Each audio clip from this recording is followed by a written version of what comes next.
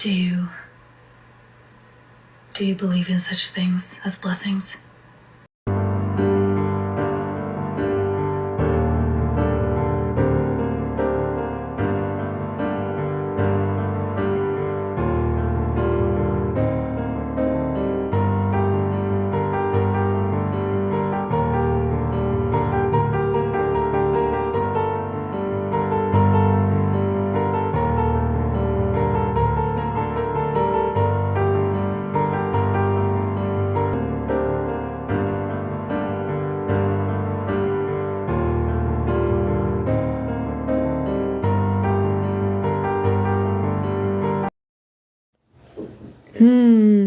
Pēc šīs vētras visi koki atkritumi ir izklojušies uz mežu. Viņus vajag savākt tagad.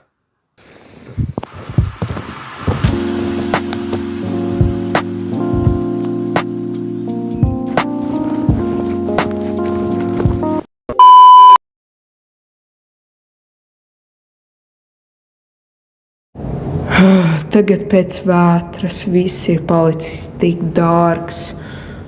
Ja tikai būtu veids, kā nopelnīt ātrumu, vienkārši nav.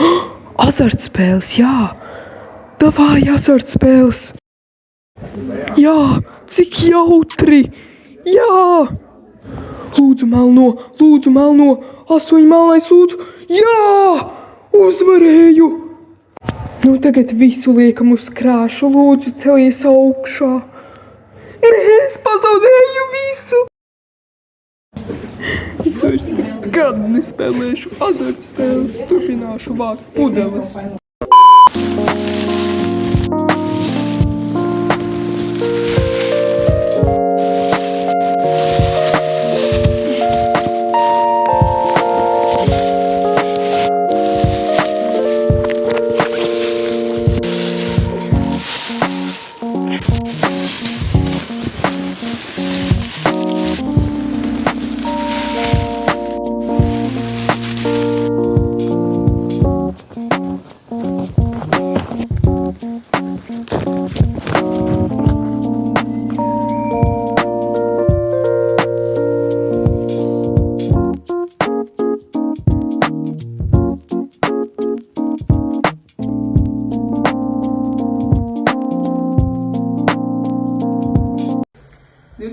Jūlijā bija liela vētra Jūrmalā. Kā tev liekas, ko mēs varētu izdarīt ar kokiem un zariem, kuri tika nogāzti, lai tas nestu labumu videi? Nevis kļūtu par atkritumiem, piemēram. Manuprāt, šos kokus varētu un zarus savākt. Pirmām kārtām jau izmantot kā kurināmo, piemēram, kā malku, lai nevajadzētu izmantot citus, piemēram, fosilos kādus resursus.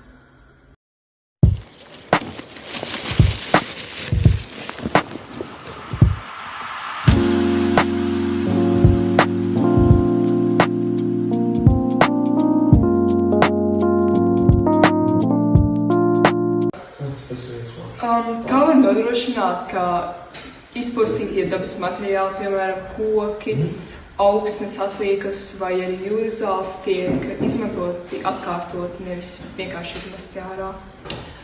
Jā, tur noteikti ir iespējas izmantot šos materiālus atkārtoti, bet būtu jāskatās likumīgi, kā to var izdarīt, jo būtībā šie materiāli, mēs nevaram iet uz jūras krastu un paši viņus vākt un izmantot.